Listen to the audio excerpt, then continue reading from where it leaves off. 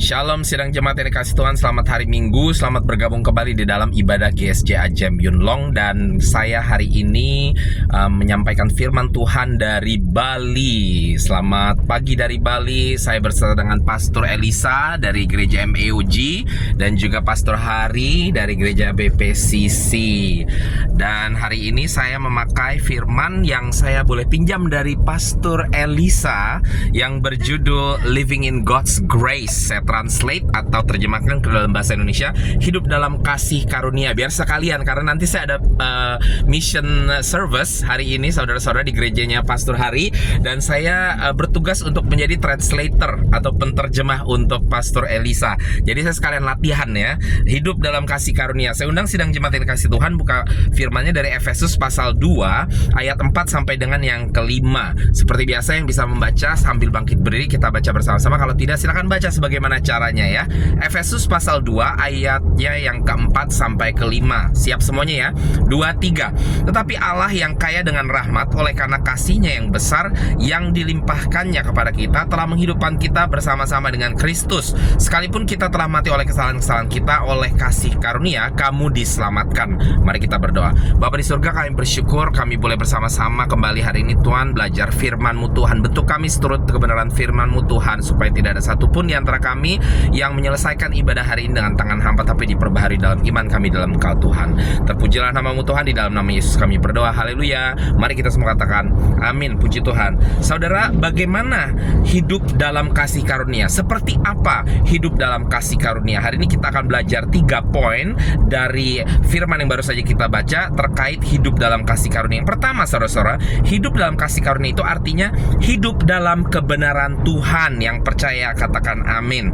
Efesus 2 ayat 1-3 berbunyi, kamu dahulu sudah mati karena pelanggaran-pelanggaran dan dosa-dosamu. Kamu hidup di dalamnya karena kamu mengikuti jalan dunia ini, karena kamu mentaati penguasa kerajaan angkasa, yaitu roh yang sekarang sedang bekerja di antara orang-orang durhaka. Sebenarnya dahulu kami semua juga terhitung di antara mereka ketika kami hidup di dalam hawa nafsu daging dan menuruti kehendak daging dan pikiran kami yang jahat. Pada dasarnya kami adalah orang-orang yang harus dimurkai sama seperti mereka yang lain. Jadi artinya di sini saudara, sebelum kita hidup di dalam Tuhan, hidup di dalam Kristus, kita itu mati. Kita hidup di dalam cara dunia, saudara-saudara. Kita hidup di dalam kebenaran dunia ya, tanda kutip kebenarannya, bukan di dalam kebenaran Tuhan. Apa yang dipandang benar oleh dunia ya. Tetapi seringkali kita tahu apa yang dipandang benar dunia rata-rata dipandang salah oleh firman Tuhan. Sebagai orang-orang yang hidup di dalam kasih karunia Tuhan, kita mengikuti firman Tuhan. Jadi kita harus hidup di dalam kebenaran firman Tuhan. Pelanggaran-pelanggaran dosa, kebiasaan-kebiasaan buruk yang dahulu kita pernah kerjakan, itu sudah tidak boleh dikerjakan lagi. Kita sudah lahir baru, kita hidup sebagai manusia baru, jadi cara yang lama sudah tidak boleh dilakukan lagi. Itulah hidup dalam kasih karunia Tuhan ya. Jadi bukan semata-mata hanya rubah jadi Kristen, atau jadi Kristen sungguh-sungguh, atau jadi Kristen yang dulunya nggak ke gereja, sekarang ke gereja terus, tetapi tidak ada perubahan di dalam cara hidup kita ya. Harus ada perubahan sehingga nampak di dalam kehidupan kita bahwa kita hidup di dalam kebenaran yang Tuhan ajarkan di dalam firman-Nya. Yang percaya katakan amin. 1 Korintus pasalnya yang ke-15 ayatnya yang ke-10 saya bacakan, berbunyi, tetapi karena kasih karunia Allah aku adalah sebagaimana aku ada sekarang, dan kasih karunia yang dianugerahkannya kepadaku tidak sia-sia. Sebaliknya aku telah bekerja lebih keras daripada mereka semua, tetapi bukannya aku, melainkan kasih karunia Allah yang menyertai aku. Di sini saya menggarisbawahi 2 poin. Yang pertama, saudara-saudara, sia-sia. Jadi kalau saudara sudah menerima Yesus, sudah sungguh-sungguh misalnya jadi orang gereja gitu ya, tetapi ternyata tingkah laku saudara tidak sungguh-sungguh di dalam kebenaran firman Allah, maka sia-sia saudara-saudara ya. Mari kita jadi orang Kristen, bukan jadi orang Kristen yang sia-sia, tetapi orang Kristen yang sungguh-sungguh di dalam Tuhan, sehingga nampak bahwa kita benar-benar hidup di dalam kebenaran Tuhan. Saudara, yang kedua yang saya ingin garis bawah dari firman ini, yaitu dikatakan di sini ya, aku telah bekerja lebih keras. Sebaliknya, jadi ada kata kerja saya mau garis bawahi. Jadi sungguh memang yang namanya mengikuti Tuhan itu ada kerjanya juga ya. Kita terima keselamatan, terima Tuhan itu tidak ada perlu bekerja, tidak ada harga sama sekali, cuma-cuma gratis dari Tuhan. Tetapi firman Tuhan mengajarkan kepada kita untuk mengerjakan iman kita gitu ya, working your faith ya, working your salvation, kerjakan keselamatan yang sudah diberikan. Artinya kita bukan bekerja terus untuk pastikan kita jadi orang baik lah, orang yang sempurna sempurna supaya keselamatan tetap milik kita. Bukan, keselamatan tetap milik kita selama kita tetap memiliki Yesus. Tetapi di dalam kita mengikuti Yesus, kita tetap harus mengerjakan keselamatan tersebut. Jadi artinya kita harus bekerja keras. Supaya apa? Supaya kita tidak jatuh, saudara-saudara. Kalau kita ikut Tuhan tapi nggak bekerja keras di dalam iman kita, tetap lakukan hal-hal yang kita kira nggak masalah lah, sekali-sekali berbuat dosa. Percaya saudara, yang dibutuhkan hanya sekali-sekali berbuat dosa, lalu minggu depan saudara buat sekali lagi, bulan depan buat sekali lagi. Nanti saudara sadar ternyata setelah 10 tahun saudara terus buat dosa tapi tetap orang Kristen.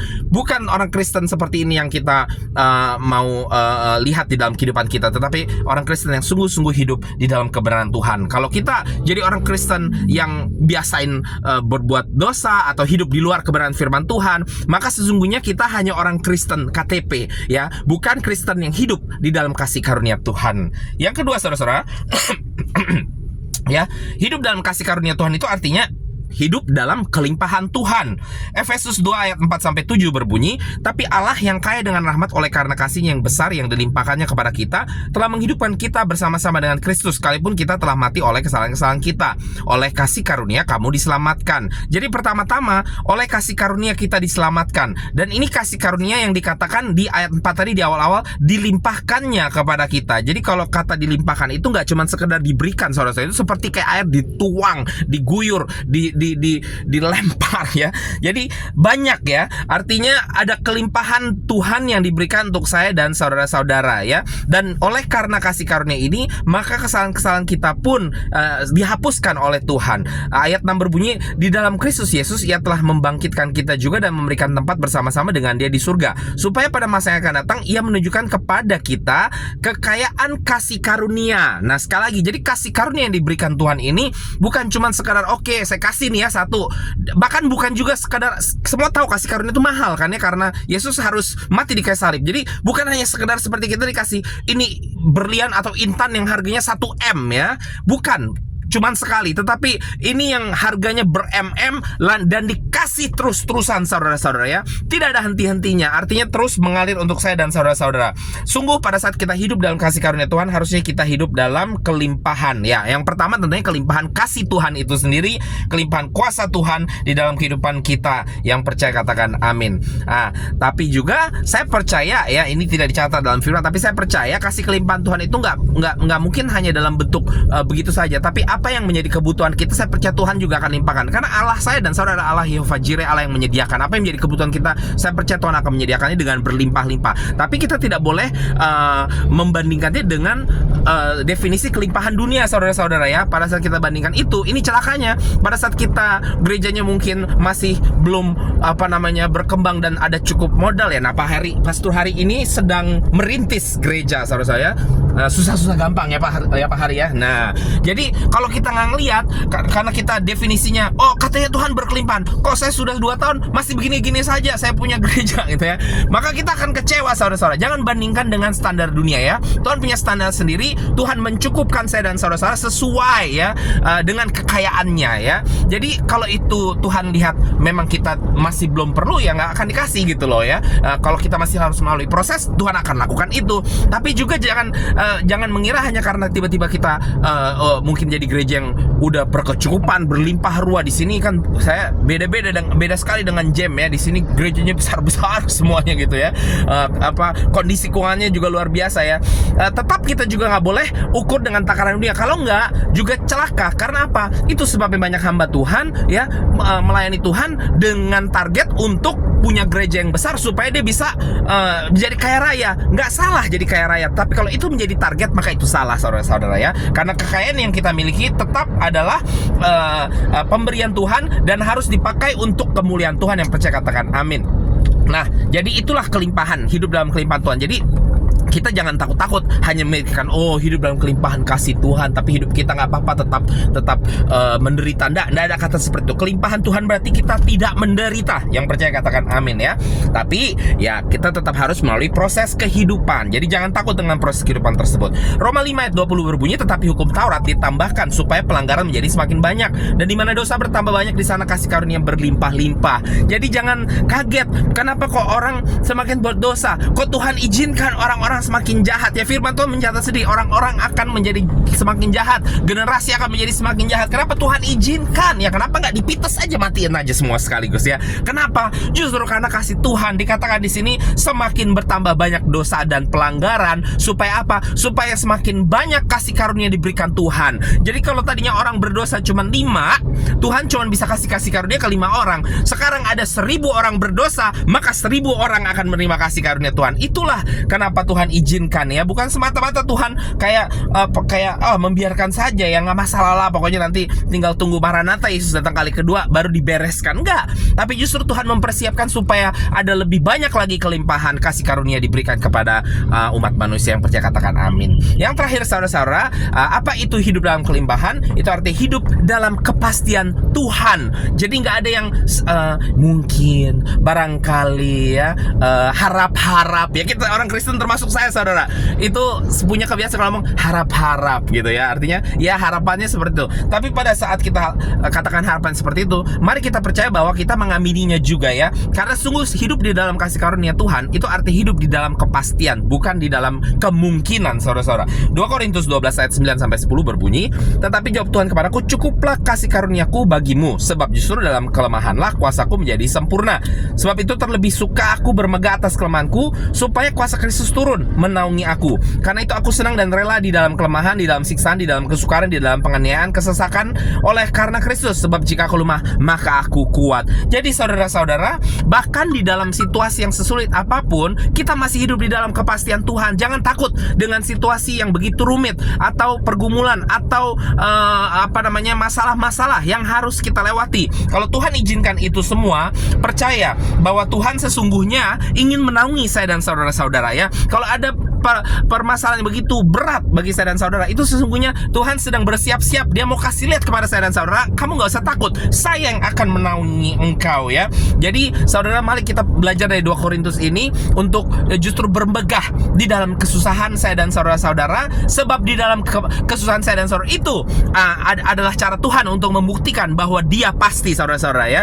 Dia pasti, sekalipun keadaan di sekeliling kita tampaknya gak pasti ya. Mari kita percaya bahwa pada waktunya Tuhan akan menunjukkan kepastian yang Tuhan akan berikan kepada saya dan saudara-saudara. Efesus 2 ayat 8 sampai 10 berbunyi, sebab karena kasih karunia kamu diselamatkan oleh iman, itu bukan hasil usahamu tetapi pemberian Allah.